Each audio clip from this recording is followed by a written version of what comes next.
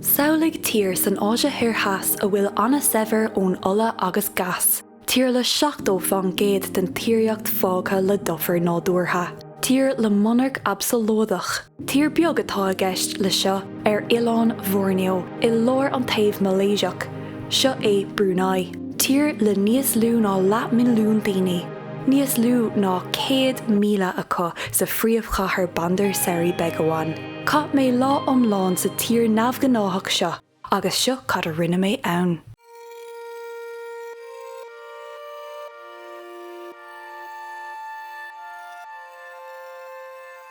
Well, tá mé an seo fáilte go dtí Brunei. Sin an etalt is gira a bhí agam riamh bhímar san air a gcóir 5 nóméid 10. Sin an méid. Ní raibh fón ar an etalt ach na logistics lads bhí siad dachar, bhí siad casta, bhí sé actually sois dachar chun tacht an seo so bhí ar an etalt ach beag bus agam tharnais go bhléide arís in dhéag sé seo ach bhí mé lite an sin mar bhí sú a going agus scálád le anna cuid ganán agus mar sin de. Anna aiste go gur 5 nóméid 10 ach galánta. Brunei is málam tú féin. Dí bheith mad an gachéine agus fáilte go Brunei. Tá lán a bháin a gom an seo agus tá mé ag tosnú le café agus bric fósta go lua ar madan agus díreach taobh muid in bhrúna hoige tá anna cuid ó an siopadúireachta an seo. Tá an cultúr sin láidir an seo Brunei. So féic mé isteach an bhfuil café na fáil.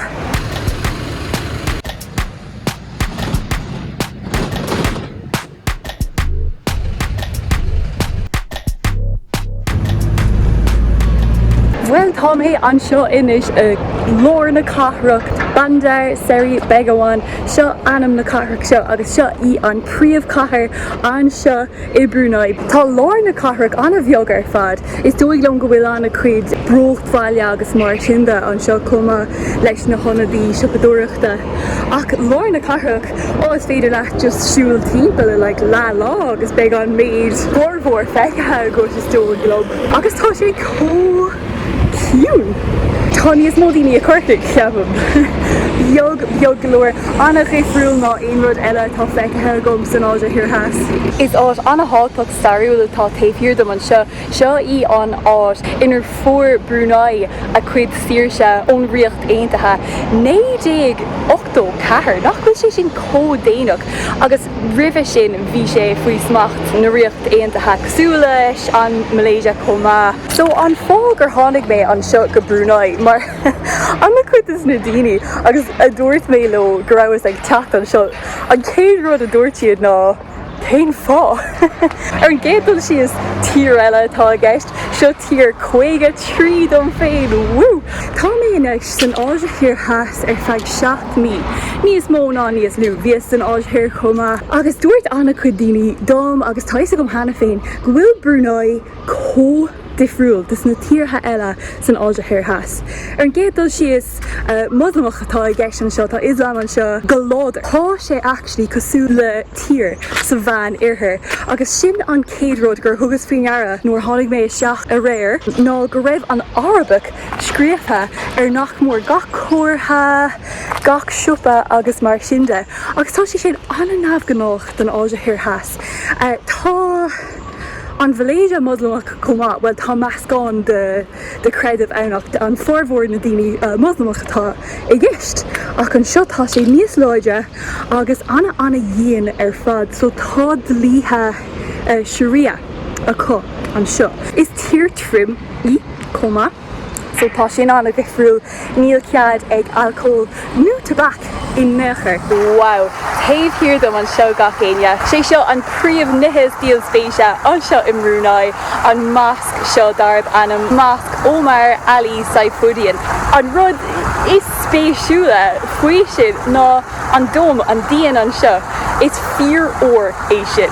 So tá anna cuid sebris an seo in Brunei agus tá sé sin arís neamhghnáthach den áide thir theas. Má tá méid chuir compráid le tír eile san áide thir theas sin an Singapore. Tá GDP mar an ggéine an saol agus cáilíocht saoile atá an seo tá sé cosúla Singapore agus tá cosúlaach sin cóláidir gur féidir leis an targad ó Singapore a úsáid an seo agus an targad an seo a úsáid a Singapore comá tá siad mar an ggéana. Éine cheanta sin sé Brunei ceantas na monarchach déirnach atá fága an seo monarchach godíon agus níléon rialtas is tóca agus sin tuisciúil sultan a gceannas an seo.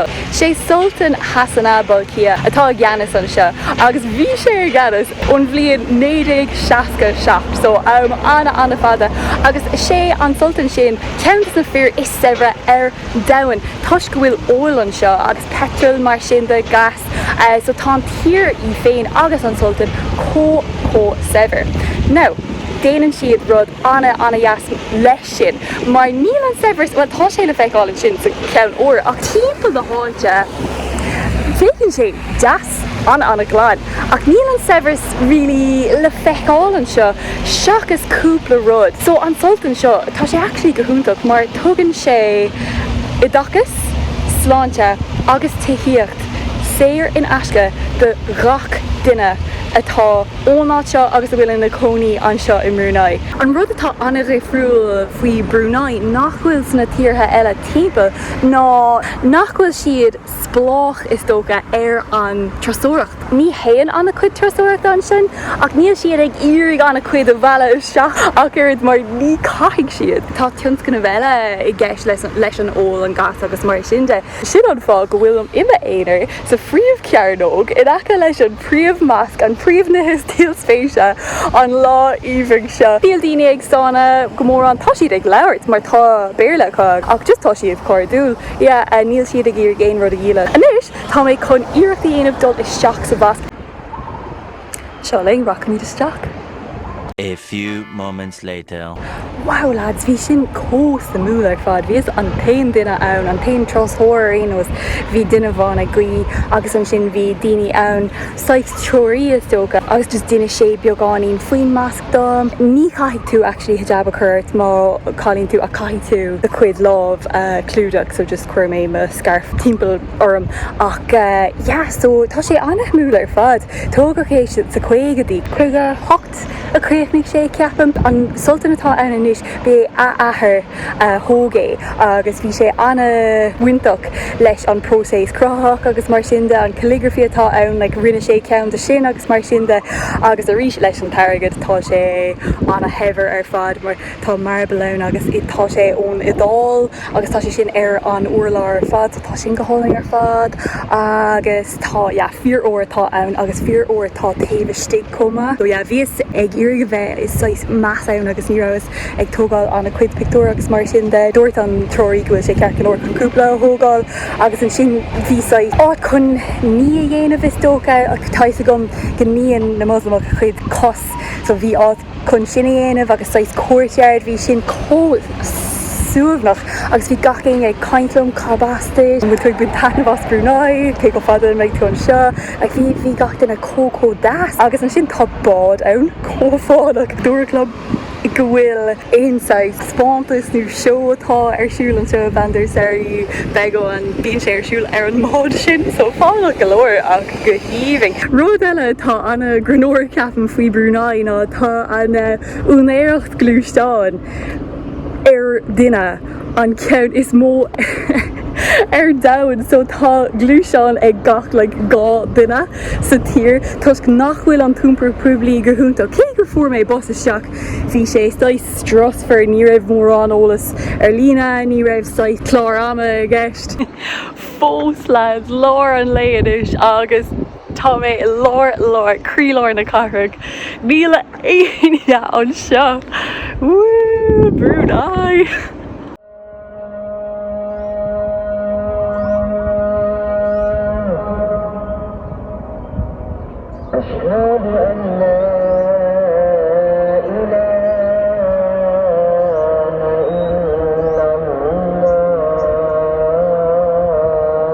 Níl éon daoine in néachar níl aine an seo ag an waterfront. Wow. Is féidir leat an dofar a eáil I nach mór gach tro comá an seo taréis an cathair, taobh hir den cathair agus an fórmhór den talamh atá I Brunei dofar atá ann go fóil agus nó go fáin géad níl cead dul isteach, níl cead éon rud a dhéanamh leis, níl éon tionscanal, éon rud mar sin, just tá sé fágtha ina éonar agus ceapan go bhfuil sé sin do chreita ar fad. Is féidir le trosanna dhéanamh comá tá cúpla park náisiúnta an seo for réir ní bheith an tam agam ach bhíos ag an taobh eile den Borneo Sabah in Malaysia agus cá mé nach mór seachtain sa dofar an sin. Tá fí seán ar sin mar chanéil eile mar chanéil béle Kate in the place, so seicáil é sin amach más má leid níos mó den dofar sin a eáil.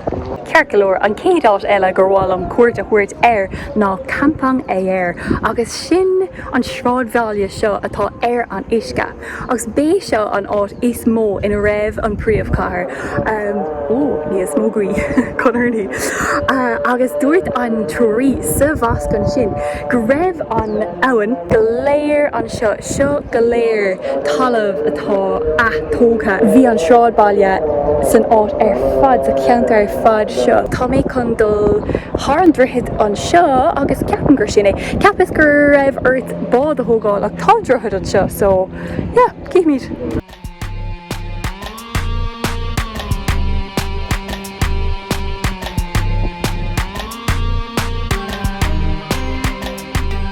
Caid mé bheith cuairmach leis me chuid cosanna cáil mé ag cuairmach cosanna mar tá anna chuid Paul agus Barney ar an droichead seo.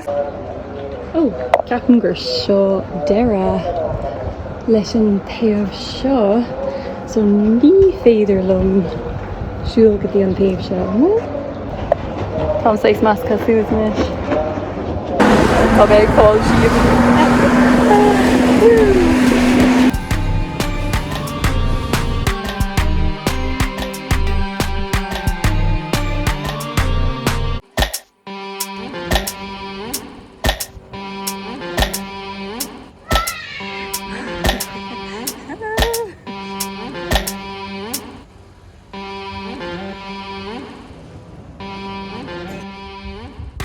Tá mé inis ag ionad cultúrtha de haigh agus bháilm beagání níos mó elam faoin áit íomhaing seo agus an stairmhainn leis agus tá siúlóid gur féidir leat I dhéanamh an seo agus cúpla is na taithe cultúra eáil, so tá mé chun é sin dhéanamh. So tá an sráidbheáile seo suimiúil. Tá go raibh sé an seo le níos mó ná 1000 bliain inis. Nach man sé sin do chreita agus ina cheanta sin sé seo an sráidbheáile ar isce is mó ar dain. Generálta bhí an cuid is mó dus na daoine ó Brunei ina cónaí an seo go dtí an feadh híis. Seo cean is na taithe atá cáúil an seo is soca teach Jabal Rama ach ní léine an seo. Neadar bhain sé dúnta nu cad é an scéal ó thosaigh sé churbáistí an son cuma actually tomsásta faoi sin mar tá mé róthair. Seo ceann eile atá annach thuúil ach darann sé coscair dul isteach. For réir mar tá sé glóta. Fécinn sé cosúla lóistín, cosúla brúnthóige ach tá sé dúnta. Sin trua. Yum. Is bralum prawn crackers. Right. So just be far out agus bowla all for the prawn crackers.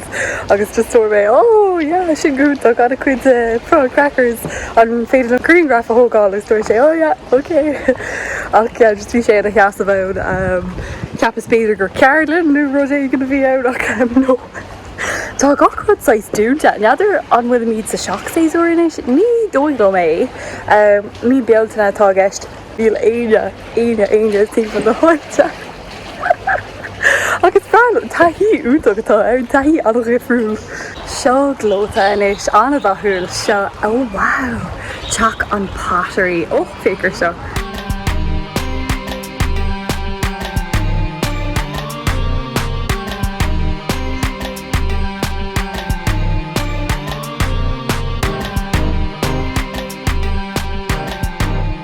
Tá mé ag lurg roinnt bia do haigh tanis agus ní acha mé go fóil éon bíalinn, so tá mé chun bád eile á go dtí an mór hir a rís agus bia áil. Tá mé just ag siúil timpeall láir na carthach inis agus tá gachfud sais sean aisintá is tócha. Tá anna chuid character ag buint leis na siopaí agus na bíalann seo. Agus anna chuid túncar ón ind ceapan comá. Anna chuid bia ón ind. Nu beidir Pakistan mar tá an Arabish in ngachás. Just tá sé suimiúil, difriúil féidir seo like na dáhanna. So fuair mé roint bia, agus fuair mé bia tradiisiúnta an seo i Brunei, agus sin nasi katak. Now sin go banúsach cosúla nasi lemak ó Malaysia, so séir atá anna ríis agus sikín agus anlan de hais éigent. Ach katak sin an focail Malay i gcóir cnog, agus le blianta beaga nuas bhír cnogi éanamh an doras chun bia aáil agus chlí siúd leis an anam so is brala sin. Féic mí sin éis cad atá ann. Ó agus bhí sé cósair $50 so sin euro ficha ní rud éigent. Now ní éigeann sé mór ach fós ó.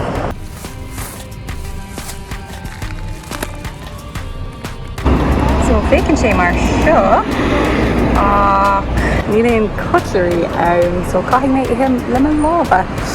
Airis tí gal rá an lába amach leat.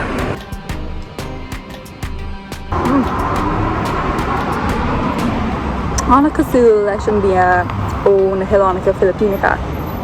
So bhí is san ionad starúla an sin a bhí anna himúil fad faoin cadraibh leis an riocht aontaithe agus an Spáin an Portugal agus an ísiltír mar rinne siad trádra go léir le Borneo agus le Brunei go speisialta. So tá anna chuid sim gom sa star agus bhfuil mé le grúpa all bhór bhí le chuige as na Hilánacha Filipínacha agus bhí siad go léir ag fáil Greengraf lom bhí sé cógranúir bralam na daine na Hilánacha Filipínacha. Tá an cultúr seachas an creidimh actually anna cosúil le Brunei agus Borneo go gcéad arálta. Tuis go raibh Brunei i gceannas de Cebu agus piasa eile de na Hilánacha Filipínacha hana féin roimh na Spáinach. Ceapan gohfuil an cruignatha leis na múséim is. Bhí sin suimiúil go leir séir de bhí ann just ceantas na príomhrodí atá le déanamh an seo bandar Seri Begawan agus sin the Royal Regalia Museum.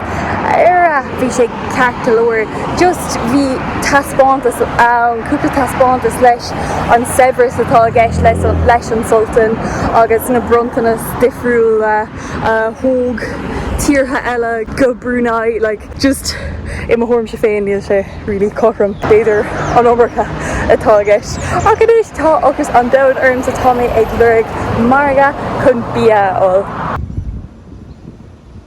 So tá mé créicthe I leir na cathrach a dhééis chun in íarna rá tá gachród fecha agam.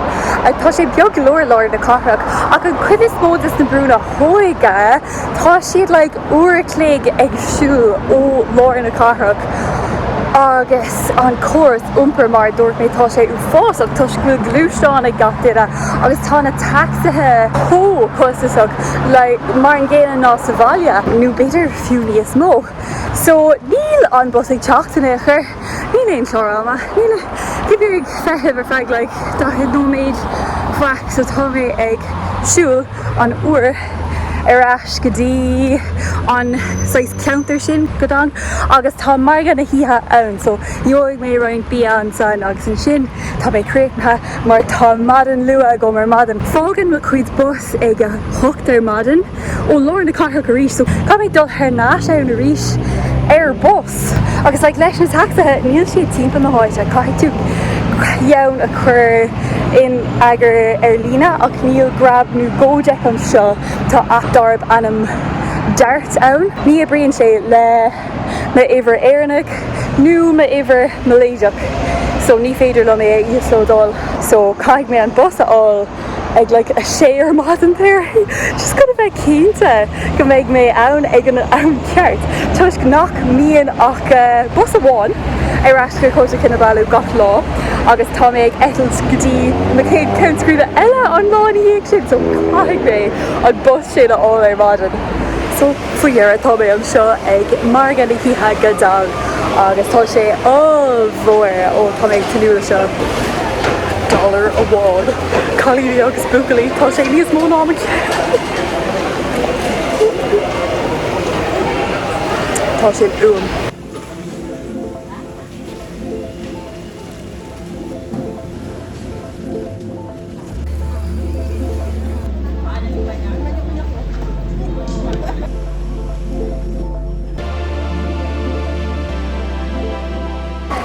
chun nithe seo go léir. $1 sin 60%.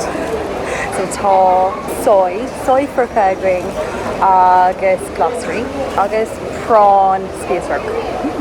Bralum na glossary in it.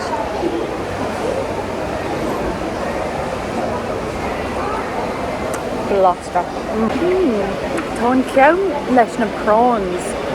Anna hiúil ar fad, agus is cuiin am inis dúirt an ban sin gurbé sago atá a gceist, agus sin rud anfad leisiúnta ó Borneo, agus go háirithe ó Brunei ceapan.